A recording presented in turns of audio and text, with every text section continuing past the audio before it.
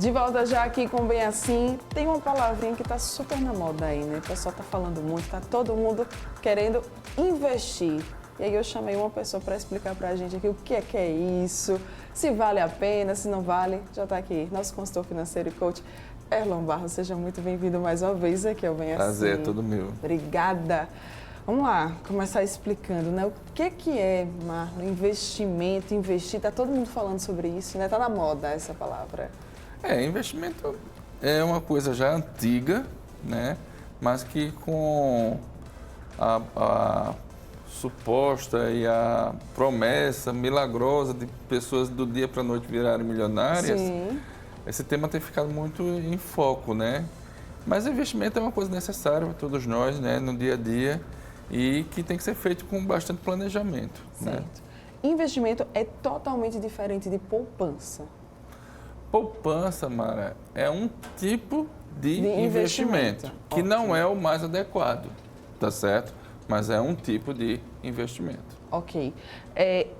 Quais então que são esses tipos de investimento, Erlon, para a gente explicar para o pessoal? Então, vamos lá, vamos pensar num perfil, né? Investimento que está iniciando a investir, né?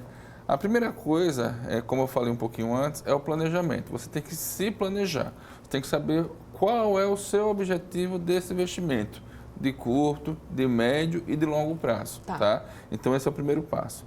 Feito isso, eu diria que o segundo passo é você criar uma reserva de emergência.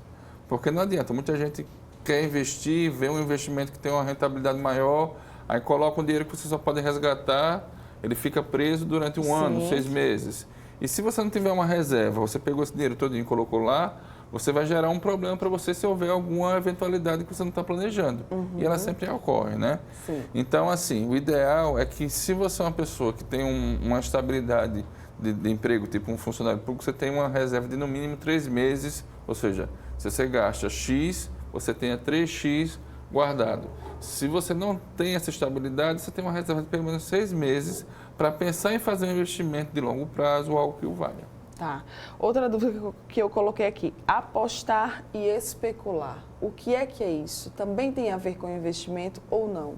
Bom, aí a gente tem que entender o perfil do investidor, tá certo? É assim, a gente tem investidores com perfil conservador, moderado e arrojado, tá? Os arrojados, geralmente, eles especulam, eles apostam numa situação que pode ou não dar retorno. Investimento, a gente fala justamente o seguinte, que o investimento está diretamente atrelado ao risco. Geralmente, quem investe numa ação ou em alguma coisa que tem um risco maior, provavelmente pode ter um retorno maior, mas existe o risco de perder tudo também. Então, se o seu perfil é um perfil arrojado, você aguenta esse tipo de risco. Se não, e para os investidores iniciantes, é o que a gente mais indica, é um investimento que seja com risco muito menor. A gente está em um momento em que é certo investir, Erlon? Mário, eu diria que todo momento é certo investir. Tá certo? Pega a dica. Só que você tem que estar muito atento ao que é mais adequado, qual o produto que o mercado está oferecendo que é mais adequado. Então, vamos fazer um recorte, né?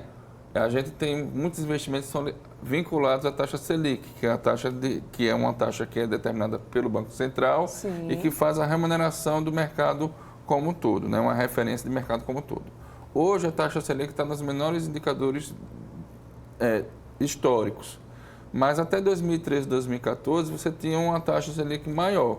Então, para quem quer investir de forma conservadora, antes era melhor, porque muitos desses investimentos estão atrelados à taxa Selic, né? Então, você tem que analisar o que é que está mais adequado naquele momento, né, diante do teu perfil para você fazer o investimento. Tem uma idade mínima para você começar a investir? A gente vê aí histórias de pessoas que começaram a investir com 18 anos e que hoje, 10 anos depois, 9 anos depois, estão aí milionários. Se você está aí em casa e tem um filho recém-nascido, você já deve ter feito o CPF dele, comece a investir, tá certo?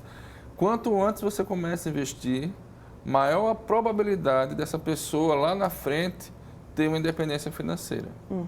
Então, assim, a gente hoje trabalha com juros compostos no mercado financeiro. Então, se você tem a possibilidade de você ter um investimento mais cedo, a possibilidade dessa pessoa lá na frente ter um juros sobre juros que vai fazer o seu rendimento aumentar e você ter uma independência financeira é muito maior. Tá.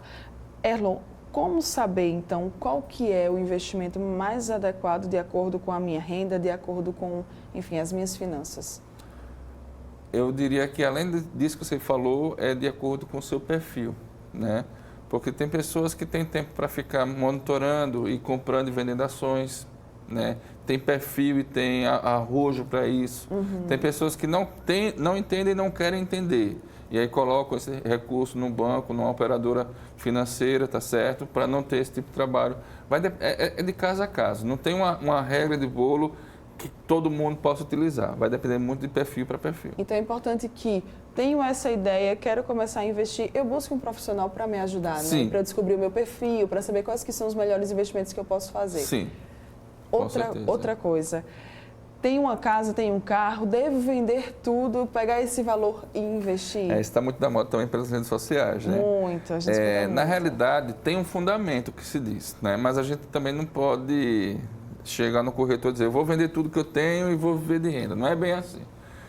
Primeiro, você tem que analisar a sua necessidade. Ou, às vezes, você tem um imóvel que vale 100 mil reais, tá certo? Ou 150 mil reais.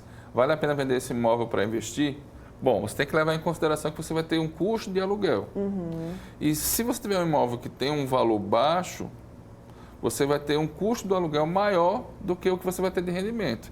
Então, tem que planilhar, tem que planejar para tomar a decisão da forma mais coerente. Mas assim, você tem um imóvel que vale R$1 milhão, por exemplo.